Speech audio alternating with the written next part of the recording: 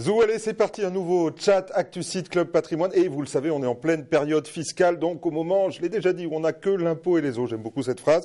Et c'est légitime, on va parler de défiscalisation. Et nous recevons ce soir, pour parler donc de défiscalisation, Joachim Hazan, qui est associé fondateur d'une maison qui s'appelle Novaxia. Nous allons y revenir en début d'intervention. Vous ne connaissez peut-être pas encore Novaxia, pourtant c'est une maison qui existe depuis 2008, qui était spécialiste de l'immobilier et qui allait se ranger, c'est légitime au fond, dans la défiscalisation. Alors on ne sait pas, défiscalisation, immobilier, vous nous direz quelle est votre spécialité. En réalité, les deux, Joachim. Et vous travaillez notamment sur l'immobilier, mais aussi sur l'hôtellerie, et vous nous en parlerez longuement. Nous sommes en pleine actualité, puisque vous le savez, les Français sont averses au risque. Alors ils veulent de la défiscalisation, mais en même temps, ils veulent le plus de sécurité possible, ce qui amène de plus en plus de sociétés spécialisées à travailler sur l'immobilier et aussi sur l'hôtellerie. On en a déjà parlé dans ce chat. Mais vous, c'est pas un effet de mode. Vous travaillez depuis un moment là-dessus, Joachim. Nous y reviendrons aussi. Autre question, est-ce qu'on est vraiment dans l'esprit de la loi avec l'immobilier? Est-ce que, quand on parle d'innovation et de défiscalisation, l'immobilier, c'était l'esprit du législateur? Et bien sûr, nous vous passerons à la question sans filet, sans joker. Sur le sujet, il faudra bien nous répondre. Mais avant de démarrer, que serions-nous sans lui?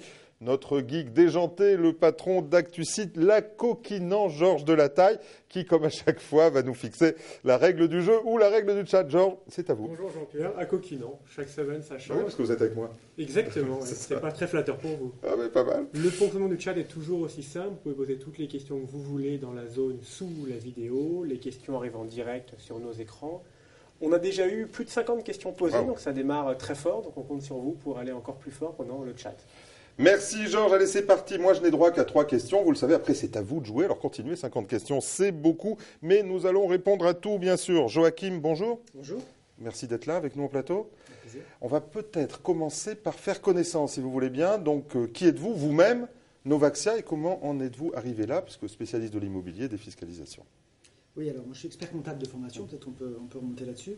Et l'histoire de Novaxia, c'est l'histoire d'un professionnel de l'immobilier qui va ouvrir des tours de table à des particuliers. Et non pas l'inverse, ce n'est pas l'histoire d'un financier qui tombe dans l'immobilier. Je pense que la précision... Mais expert comptable immobilier, tiens, il faut nous préciser. Tout à fait. Donc en fait, l'idée c'est que l'expert comptable que j'étais à l'époque a participé à monter des opérations immobilières et a ouvert des tours de table d'opérations immobilières à des clients fortunés. On était 35, on s'est monté en 2006.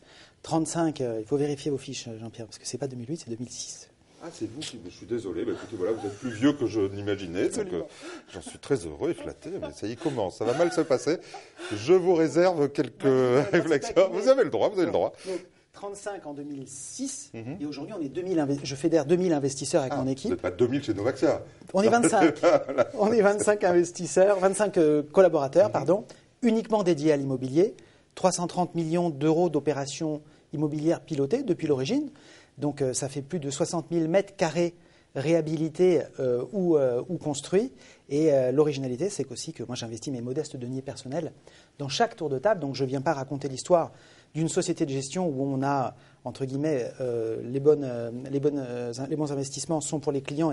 Mais moi je participe et je crois à ce que je fais puisque j'investis régulièrement 250 à 300 000 euros dans chaque tour de table. Très bien. Vous êtes encore expert comptable aujourd'hui Alors, je suis expert comptable diplômé. Oui, ça on imagine bien. Mais je n'exerce pas en tant qu'expert D'accord, comptable. maintenant vous ne faites que ça. Maintenant, je fais de l'immobilier et de l'hôtellerie. Alors, et de l'immobilier hôtelier. D'accord, allez-y. C'est-à-dire que la nuance mérite d'être soulignée, de l'immobilier hôtelier. Pourquoi? Puisque aujourd'hui, nous achetons des immeubles. Notre niche de marché, c'est la transformation de bureaux en hôtels, en logements, en résidence senior, en résidence étudiante. L'idée, c'est que le marché du bureau est un marché déprimé, alors que le marché du logement ou de l'hôtelier est un marché qui est en phase de croissance forte. Donc concrètement, notre savoir-faire, on le décline par cette niche de marché qui est la transformation de bureaux en hôtels, et on crée des fonds de commerce d'hôtels. Ça nous distingue, je pense, de beaucoup d'intervenants du secteur, puisqu'il ne s'agit pas d'acheter des hôtels sur la base d'une valorisation de l'hôtel. Il s'agit bien d'acheter un immeuble de bureau qui est vide et de le restructurer et de confier la gestion à un professionnel de l'hôtellerie. Donc vous n'achetez jamais d'hôtel. Très rarement. Vous créez des hôtels ex nihilo à partir d'immeubles de bureau. C'est ça le sujet. C'est ça. Et quand on achète pas le fonds de commerce, mais qu'on le crée, par définition, on l'a payé zéro. D'accord. Donc ça, on comprend l'activité hôtelière. L'activité immobilière, en revanche, on ne peut pas avoir les avantages fiscaux en étant marchand de biens, par exemple. Donc vous faites de la promotion, là. Promotion immobilière. D'accord. De quel type? Alors, on achète des terrains. Alors nous, notre critère on a 3 valeurs chez Novaxia. Innovation, Réactivité, exigence. Exigence en termes d'emplacement, on sélectionne uniquement des fonciers, on reçoit 350 dossiers par an, on en traite entre 5 et 10, un taux de sélectivité compris entre 3 et 5%. Et notre critère de sélection, c'est la proximité des transports en commun. Moins de 800 mètres du métro ou du RER, Paris, Première Couronne, et Cannes, Nice, Antibes. Il n'y a pas le métro à Cannes, si? Alors, il n'y a pas le métro à Cannes. C'est pour vous. Alors, figurez-vous qu'à Nice, il y a le tram. Oui. Donc, ils sont en train de refaire tout le tram qui va de l'aéroport jusqu'à... Il y a beaucoup de vieux, c'est pour ça, donc il faut bien le tram. Est-ce qu'ils ont du mal à se déplacer? Merci de le souligner. C'est gratuit. C'est vous qui allez aller chercher. Bon, d'accord, allez. Donc, très près des transports. Très près des transports et des zones à forte dominante patrimoniale. La Côte d'Azur et Paris, ça parle à tout le monde. Et c'est des zones où il y a une pénurie forte de logements. Et c'est pour ça qu'on s'est positionné sur ces... Vous construisez, donc vous êtes promoteur. On est promoteur. On a 25 personnes, dont une partie viennent de grands groupes de construction, sans les citer. Voilà, j'ai des ingénieurs. Notre métier, on est 25 professionnels tournés vers exclusivement une chose, l'immobilier. La collecte, c'est une façon de démocratiser ces tours de table qui sont réservés à des institutionnels pour faire rentrer des privés. Avec 20 000 euros, on ne fait pas grand-chose, vous me l'accorderez pour acheter un immeuble. Mais quand on est 2 000, là, on a un poids qui est supérieur. Et voilà. On va y revenir tout à l'heure. Peut-être pour bien comprendre, parce que c'est bien d'imager les choses, en fait, est-ce que vous pouvez nous donner un ou deux exemples concrets de réalisation? Je crois que pour les CGP qui nous écoutent, et même des particuliers, puisqu'on est diffusé sur vos sites, Georges. Oui, donc, deux exemples. Un hôtel et un immeuble, une promotion. Alors, deux exemples. Je vais prendre un exemple trivial, c'est celui de l'hôtel des impôts de Nice, si vous me permettez. C'est pour un hôtel, c'est sympa. J'adore. Et puis, c'est assez rigolo pour un acteur... Moi, je n'irais pas à l'hôtel des impôts. Voyez-le, et c'est un beau bâtiment quand même. Pour un acteur qui fait de la réduction ISF ou de la réduction dans le PEA, c'est amusant d'acheter l'hôtel des impôts. Bon, c'est pour la petite anecdote. Ouais, j'adore. Mais on a acheté 4200 mètres carrés dans le cœur de Nice. Donc c'est un bâtiment qui est Art déco, qui est construit dans les années 30. Ce bâtiment, on le convertit en hôtel. Et donc on en fait un hôtel avec le groupe Accor. C'est un exemple. Bâtiment donc acheté en appel d'offres. L'État nous a sélectionné comme contrepartie pour acheter ce bâtiment qui est en cours de travaux, qui sera ouvert en l'été 2015. Premier sujet. C'est génial, il n'y a plus d'hôtel des impôts à Nice du coup. Il y a plus, alors malheureusement, il en reste encore quelques-uns. En tout cas, on aura un magnifique. Donc, vous savez la marque, c'est quoi Accor? Quel type de marque? Ibis Style. Ibis Style. C'est la marque non standardisée d'Accor. D'accord. Donc hôtellerie, ça. Ça c'est de l'hôtellerie. Promotion. Alors promotion, une résidence étudiante par exemple à Bagnolet, résidence étudiante de 216 lots. Donc on achète le terrain et on fait construire une résidence étudiante pour pouvoir derrière prendre un exploitant de renom. En l'occurrence, c'est Studéa que nous avons choisi, et qui est dans la filiale de Next City. Voilà, typiquement Bagnolet. Si vous me permettez, j'en donne un dernier. Oui, bien sûr. C'est l'exemple d'une vente aux enchères dans laquelle on a été. Nos investisseurs ISF 2011, ils ont acheté en vente aux enchères. Alors, ils sont pas venus, les 2000 ne sont pas venus dans la salle des ventes aux enchères. C'était un peu petit pour tous les accueillir. Alors, du coup, je les ai représentés et j'ai levé la main pour eux pour acheter un bâtiment entre l'avenue Foch et l'avenue Victor Hugo à Paris, 2000 mètres carrés, du bureau vétuste, qu'on a transformé en hôtel 4 étoiles. C'est une résidence de tourisme au sens de l'urbanisme.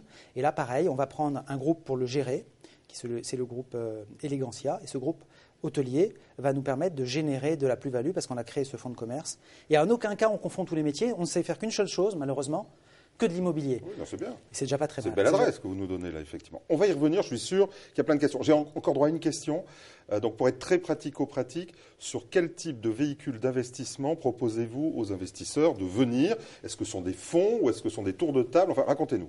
Alors, nous sommes les premiers à avoir, dans la partie actifs tangibles, immobilier et hôtellerie, en 2010, lancé une offre au public de titres financiers.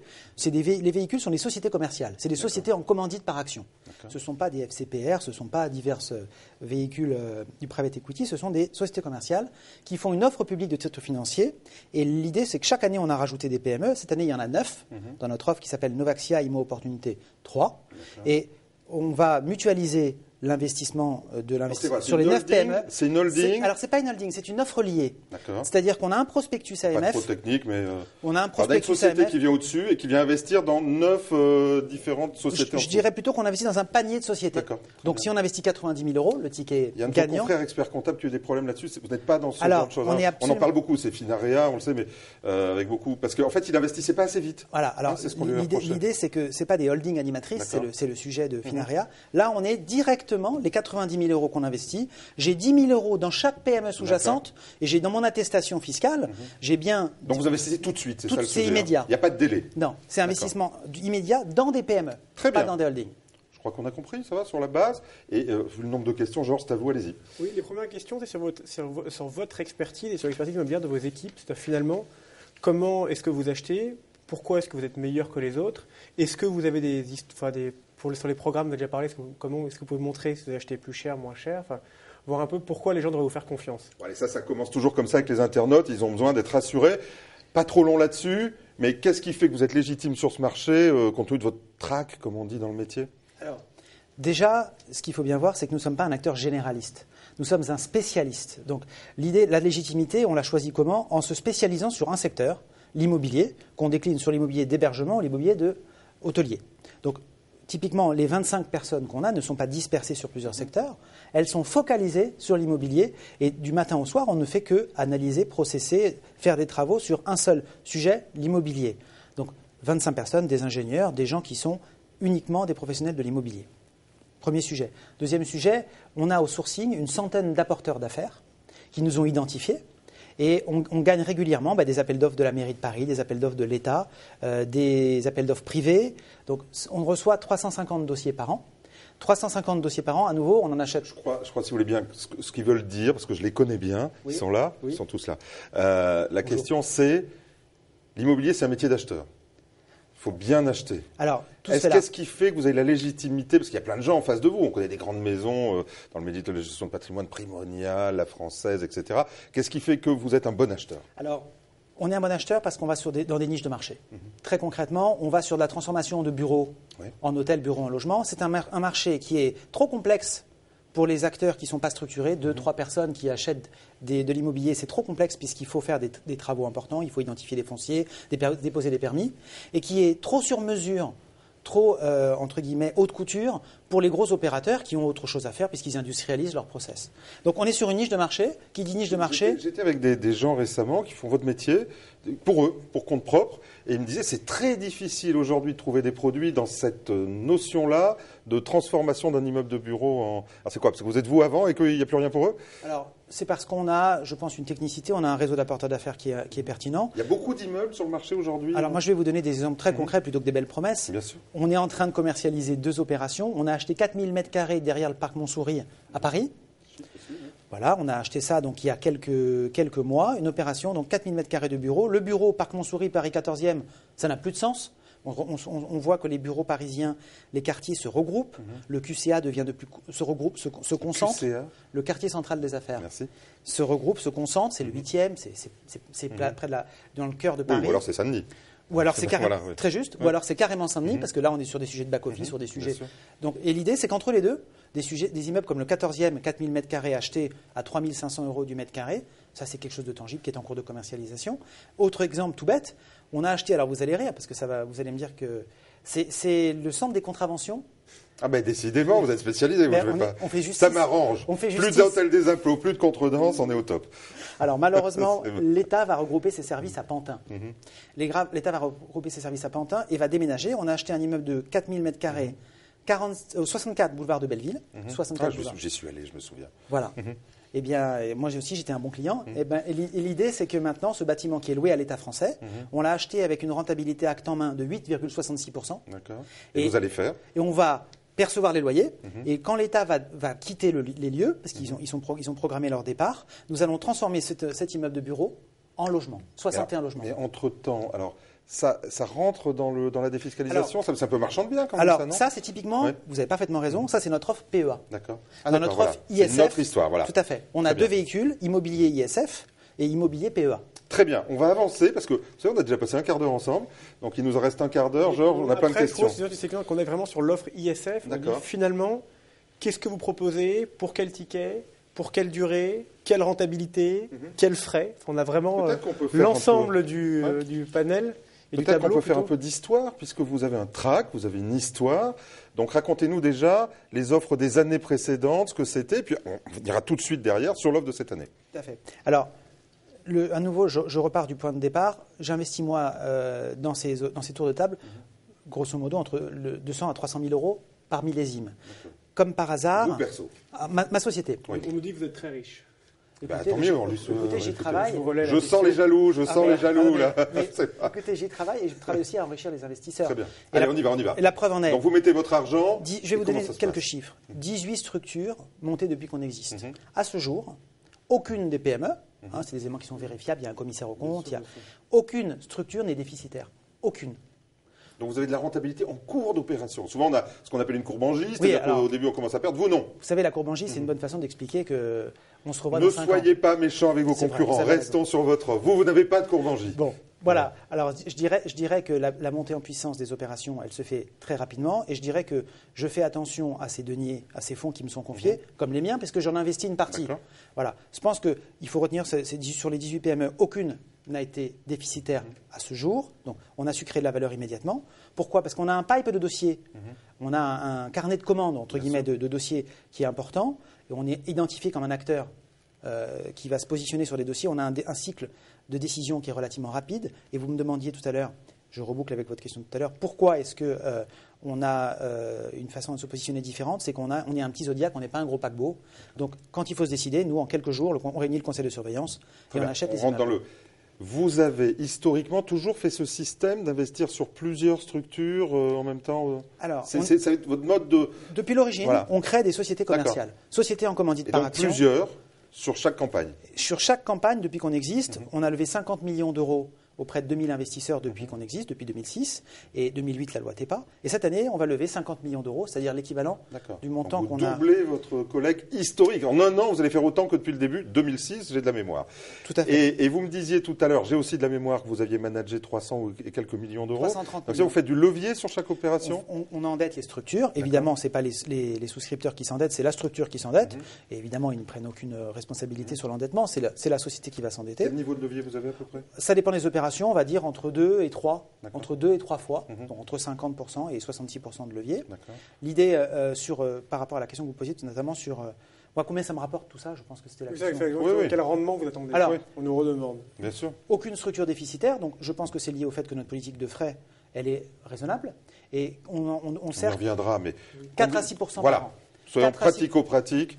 Ça, c'est votre objectif de rentabilité avant fiscalité. 4 à 6% par an. Et là, en plus de l'avantage fiscal. Évidemment. Avant fiscalité, oui. Moi, l'avantage fiscal, je considère que c'est le législateur qui l'a offert. Non, ça c'est très bien de scinder les deux. C'est de la transparence, effectivement. Donc 4 à 6%, c'est un objectif que vous avez tenu sur les opérations historiques. Complètement. Allez, on arrive sur cette année. Qu'est-ce que vous proposez cette année ? Vous savez déjà dans quoi vous allez investir ? Alors, cette année, on a donc 9 sociétés, 6 sociétés immobilières. D'accord. Des exemples ? Alors, des sociétés immobilières qui vont être Paris, 4 sur Paris, nord, sud, est, ouest. Donc vraiment, on a du Paris, on a la Côte d'Azur. Et pour la première fois cette année, on a un véhicule opportuniste qui ne se prive pas d'aller chercher soit dans toute la France, soit au niveau européen, puisqu'il y a aussi des gisements de valeur au niveau européen. On pense à l'Espagne, on pense à d'autres pays. Oui, parce qu'on peut investir, bien sûr, en Europe sur ces véhicules. Effectivement, dès qu'on est dans une PME intracommunautaire, on peut investir. Donc 6 PME immobilières, 3 PME hôtelières, 2, 3 étoiles, 3, 4 étoiles, 4, 5 étoiles. Vous savez où c'est déjà ? On a déjà Parlez des choses. Offre. Vous avez le droit, je sais pas, vous avez le droit de faire ça. On a déjà des sujets qui sont identifiés. On va annoncer dans une semaine le fait qu'on a remporté un appel d'offres sur un bâtiment majeur dans Paris. On pourra en parler dans une semaine. Mais par exemple, le centre des impôts de Nice, dont vous parliez tout à l'heure, c'est dans l'offre de cette année ? Ça va être dans l'offre de cette année. On est très concret. Ça, c'est un immeuble plein centre de Nice tout à fait. Qui est dans l'offre de cette année. Les offres Paris, vous pouvez nous donner... Les offres Paris, on a des opérations dans Bagnolet, à Montreuil. On a des opérations... Parc Montsouris, ça c'est sur le véhicule Imo Club, c'est le véhicule PEA. Très bien, oui, donc, en fait, on a sous le coude une dizaine de dossiers. Et dès que la collecte est lancée et qu'elle est finalisée, on investit, puisqu'on a un pipe d'opération qui nous permet tout de suite de réagir. D'accord, très bien. Georges ? Sur la liquidité, on a plusieurs questions. Comment est-ce que vous la gérez ? Au bout de combien de temps les personnes peuvent sortir ? Alors, la durée d'engagement, c'est 6 ans. Nous, au bout de 6 ans, on va céder les actifs, puisque vous savez que la loi impose de ne pas réduire le capital avant 10 ans. Donc, on ne peut faire qu'une cession de la structure. Donc, la structure va être cédée contenant les actifs. Et au bout de 6 ans, donc on s'est engagé contractuellement et dans le prospectus AMF à céder ces véhicules pour donner une liquidité au bout de 6 ans. C'est très rapide, on n'est pas bloqué. Immédiatement à la sortie, vous sortirez. Tout à fait. À des conditions de marché de l'époque. Absolument. D'accord, il n'y a pas de garantie, c'est interdit. Aucune garantie. Donc, à des conditions de marché de l'épargne. Voilà. La garantie qu'on propose, c'est la sélectivité extrême bien sur sûr, le foncier. Bien sûr. C'est pas un peu court, 6 ans Alors, vous avez, le levier est court, donc, de facto, puisque votre emprunt suit la durée, je suppose. Voilà, c'est les crédits sur 24-36 mois. D'accord. Donc rendez-vous compte, on peut même faire 2 cycles. Oui, d'accord. Ok, mais donc c'est pas un peu trop court, 6 ans, pour faire un... Ça nous laisse justement la possibilité de faire 2 cycles. Les crédits court terme sont les crédits 24-36 mois. Si je fais 6 ans, j'ai le droit de faire 2 cycles. J'ai tout à fait la possibilité d'exprimer une opération et même 2 cycles. D'accord. Allez, je pose la question qui tue, mais je suppose que vous l'avez forcément. On n'est pas en bulle immobilière aujourd'hui. Et hôtelière, j'entends beaucoup de gens qui disent c'est cher les hôtels. On m'a fait beaucoup de questions là-dessus. Est-ce que c'est pas un peu trop tard? Ça pas un peu à Alors, donc c'est un métier d'acheteur aussi. Est-ce que vous achetez bien? C'est ça ma question. Non. Ouais. Allez, bon, au revoir, merci. Non, mais est-ce que c'est pas dangereux aujourd'hui? Est-ce qu'on n'est pas en haut de cycle? C'est votre avis d'expert. Alors, je vais vous donner plus qu'un avis d'expert, je vais vous donner une réalité. Quand je vous dis qu'on achète au Parc Montsouris dans le 14e 3 500 € du mètre carré. Oui, mais il y a des travaux. Évidemment. Voilà, mais 3 500 € du mètre carré. Prix de revient total avec les travaux. Les travaux, ça va être entre 1 500 et 2 000 € du pas mètre. Plus. 2 000 € du mètre, mettons, après il y a les honoraires. Mais j'ai envie de dire, l'idée, après ça c'est de la cuisine, l'idée c'est de dire si vous sortez à 5 000 du mètre, c'est pas cher. Quand on achète à 3 500 € du mètre du bureau vétuste, alors on a un peu de perte de surface, s'il fallait se lancer dans l'exercice, on aurait besoin de plus de temps, mais l'idée c'est de dire qu'on achète avec une décote de 30 à 40% par rapport au marché. Et en fait, ce qu'il faut comprendre, c'est qu'on fait un arbitrage entre un marché du bureau qui est atone et un marché du logement qui est en pénurie. Donc finalement, peu nous importe que le marché du logement, monte ou augmente ou baisse. Ce qui nous importe, c'est l'écart de prix. On va capturer un écart de prix entre un marché au mètre carré du bureau dans un certain quartier et l'équivalent en logement. D'accord. Voilà. Et c'est en ça que, parce qu'on est un acteur de niche, on va avoir pas beaucoup de concurrence. Qui dit pas beaucoup de concurrence, dit pas beaucoup de pression sur les prix à l'achat, puisqu'on est peu d'acteurs à pouvoir se positionner sur ce genre de sujet. Et puis il y a beaucoup de bureaux qui sont hors normes aujourd'hui qu'il faut vendre. Voilà, donc pour vous, c'est pain béni, quoi. 500 000 m² de bureaux sont vacants depuis plus de 4 ans en Ile-de-France. Quand vous êtes le propriétaire de l'immeuble de bureau qui, depuis 4 ans, n'a pas de loyer, vous commencez à trouver... tours à la Défense, là, vous n'achèterez pas ça, peut-être? Alors non, on ne se positionne pas sur le tour à la Défense. On est sur de l'intramuros, dans des points résidentiels. Allez, Georges, vous avez encore plein de questions. J'arrête pas de voir des questions. Après, on a beaucoup de questions sur votre distribution. C'est qui vous distribue? Est-ce que c'est que des CGP ou d'autres personnes? Est-ce que vous travaillez beaucoup de CGP? Une question qui est liée, c'est où est Michael Serroussi? Oui. Parce qu'on l'avait annoncé dans le chat. Oui, c'est notre faute, ça. Alors, comme co-invité. Mais il bosse. Et pareil, Serroussi comment vous contactez? Enfin, c'est du très concret. Alors, Michael Serroussi, qui est au bureau, on est en plein bouclage de la campagne ISF, donc je représente Novaxia. Il représentera très bien Novaxia. C'est lui qui s'occupe de toute la distribution, avec Maël Caravaca dans l'équipe. L'idée, c'est qu'on est distribué par des conseillers en gestion patrimoine, des banques privées, des family office. Il suffit de contacter Michael Serroussi ou Maël Caravaca chez Novaxia et de leur demander de passer une convention de partenariat. Donc, quand même, pour bien comprendre, votre distribution, les indépendants sont assez sensibles à ça en général. Votre distribution, elle est par des CGPI, banques privées, quelle est la répartition, grosso modo, entre... Il y a quelque chose de fondamental à rappeler, c'est que nous ne faisons jamais de direct. Et j'en veux pour preuve que quand on a des demandes en direct sur notre site internet de particuliers, on les réaiguille vers nos partenaires fidèles. Et on leur dit, voilà, écoutez, vous jouez le jeu, nous on joue le jeu, c'est un vrai partenariat. Et je vous présente un monsieur un tel ou monsieur un tel qui demande à souscrire. Mes équipes ont pour stratégie de ne pas prendre de particuliers en direct. Donc on est distribué que par des conseillers, des banques privées, des family office. On a un taux de resouscription qui est très important, plus de 80%. Ça, je pense qu'il faut le souligner. Pourquoi? Parce que d'une année sur l'autre, quand on se rend compte qu'on n'a pas perdu d'argent, voire même on a distribué des dividendes, je pense qu'on est un ovni dans la planète ISF. Oui, c'est clair, les dividendes, c'est pas souvent. Alors certains, en s'amusant, me disaient ça va me payer mes cigares, vos dividendes, parce qu'à l'échelle de... quand ils étaient un peu... taquins, ils me disaient ça va me payer des cigares par rapport à l'échelle de mon patrimoine, mais en tout cas, ils recevaient un chèque par la poste et des dividendes sur des fonds ou des sociétés ISF, moi, j'en connais pas beaucoup. Non, c'est vrai.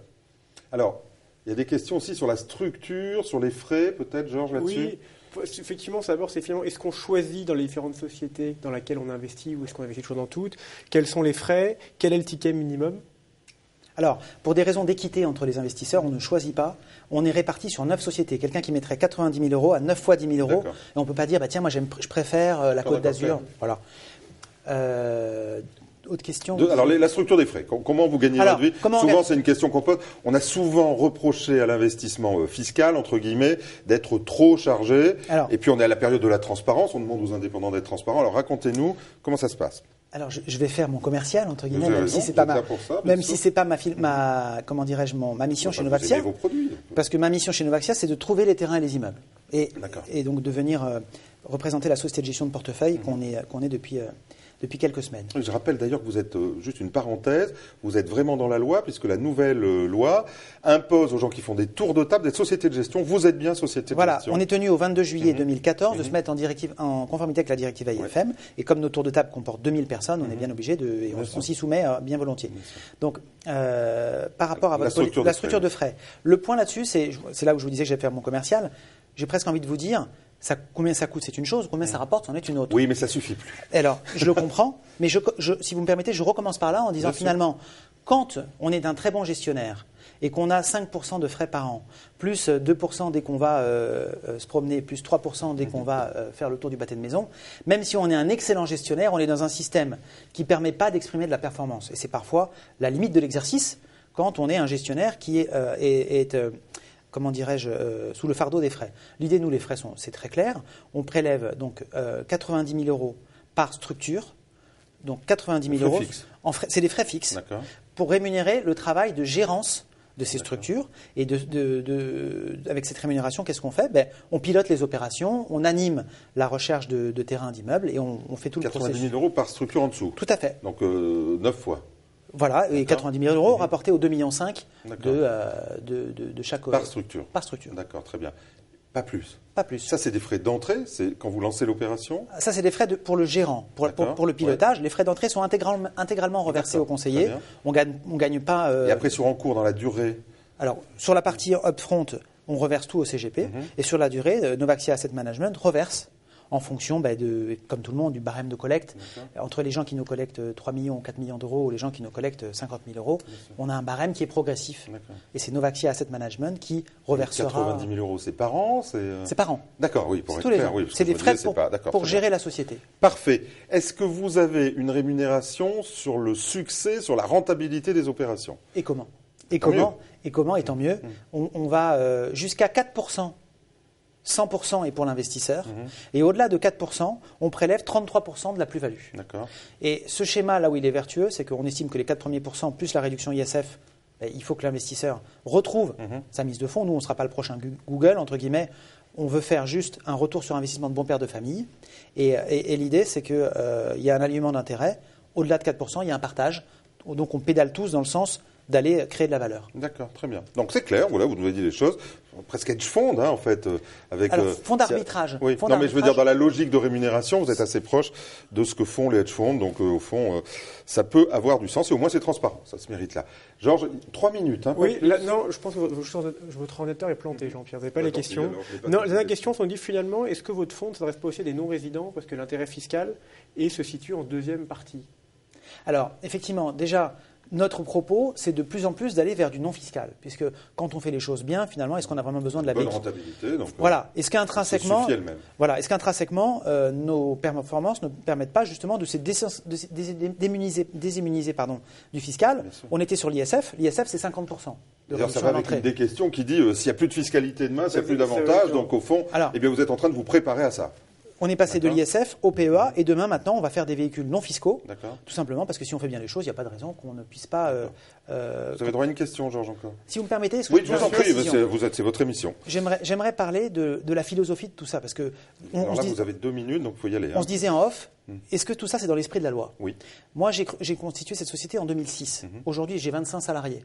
Je paye de l'IS, je paye de la TVA, je paye des charges patronales, je fais travailler des entreprises de travaux, 330 millions d'euros d'opérations immobilières, ça fait travailler un peu de monde. Donc, je tiens à préciser que éthiquement, j'estime que l'État a investi, parce que c'est l'État quand même qui met au pot 50%. Mais il s'y retrouve, l'État. Entre guillemets, c'est pas le dindon de la farce, c'est quelqu'un c'est le législateur en faisant cette loi. Oui, il paye de la TVA et tout. Non, mais la question, c'est, je comprends très bien, j'ai l'impression d'entendre des dirigeants du MEDEF, là, je comprends très bien ce que vous me dites. Mais est-ce que vous pensez que cette activité est légitime ? Et vous êtes en train de nous répondre. Et au-delà de ça, est-ce que vous pensez qu'on n'est pas en danger aujourd'hui sur le développement d'activités moins risquées, alors que le législateur parlait plus d'innovation ? C'est ça la question. Alors, le législateur, dans son bulletin officiel des impôts, il a explicitement désigner les activités de construction d'immeubles en vue de leur revente comme des activités éligibles. Il n'a pas choisi de laisser l'interprétation aux uns et aux autres. Il a choisi de les laisser éligibles. Je pense que c'est une vraie volonté du législateur. Il nous reste une minute. Georges, est-ce que vous avez une question, mais vraiment intéressante? On a fait le tour de tous les sujets, toutes les grandes questions. Ce que je vous propose, c'est de nous dire comment on fait. On a une période très, très large. Alors, on vous rencontre où? Comment? Alors, Novaxia.fr, Michael Serroussi et Maël Caravaca, 01 47 66 70 04. Vous êtes le moins vite. 01 47 66 70 04. Et l'idée, c'est qu'on a jusqu'au 12 juin pour souscrire. Les ISF de moins de 2,5 millions, c'est fini, parce que maintenant c'est clôturé. Et on ambitionne de lever 22,5 millions. Et on va clôturer, je pense, 100% de notre objectif cette année, comme toutes les années précédentes. Donc là, vous n'avez pas fini, vous avez encore de la place. On a encore de la place. D'accord, donc on peut vous contacter. Est-ce que vous voulez rajouter quelque chose? On a fini? Je salue tout le monde. Voilà, merci beaucoup. Écoutez, c'était un plaisir. On a bien compris ce qu'il en était.